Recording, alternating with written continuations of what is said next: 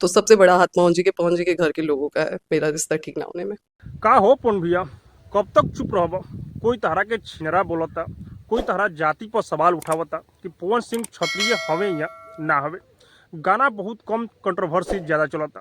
2025 में सबसे ज़्यादा तारा के ट्रोल करी बा, लेकिन फिर भी अब तक चुप बड़ा। ज्योति सिंह 37 मिनट के इंटरव्यू दिली, वो तू भी देख ले होगा, लेकिन अब तक कोई भी रिप्लाई ना कैलो।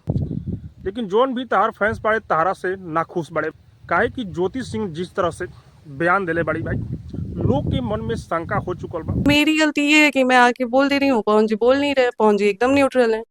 और हाँ, ज्योति सिंह के वीडियो में जाके कमेंट देखिए, फुल सपोर्ट ज्योति सिंह के मिलल बा। और हाँ, इतना ही ना, जोन स्टेज पर तू कांड कैलो, हाँ भाई बहुत ही नॉर्मल रहे, लेकिन तारा के बहुत ज़्यादा।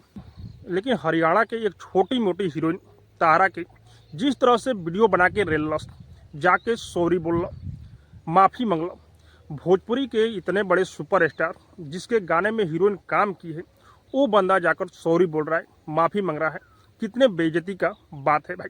लेकिन अब तक तू चुप बड़ा, कुछ बोलत नहीं खा, ना ही इंस्टाग्राम पर रिप्लाई आवता, ना ही लाइव आवता। लेकिन ज्योति सिंह का जिस तरह से बयान उस दिन आया है भाई, जितने भी पवन भैया के फैंस हैं सभी लोग नाराज हो चुके हैं। फैंस अब तो यही चाह रहे हैं कि पवन सिंह ज्योति सिंह को बुलाए और कुछ बातचीत करे और अपने साथ रखे, अपना ले भाई। लेकिन पवन भैया से मैं भी गुजारिश करूंगा कि पवन भैया ज्योति सिंह को अपनाइए, क्योंकि आपकी वो पत्नी है, सभी लोगों को माफ़ कर सकते हैं। बाबा खान आपको इतना बोला, लेकिन फिर भी बाबा खान से मिल लिए। हरियाणा के हीरोइन को भी माफ़ कर दिए। ज्योति सिंह ऐसा क्या गलती कर दी है कि आप उनको माफ़ नहीं कर रहे हैं? और बोलते हैं कि जनता मेरे लिए भगवान है, तो भगवान यही चाह रहे हैं आपके कि ज्योति सिंह को अपनाइए, अपने साथ रखिए, खुश रहिए।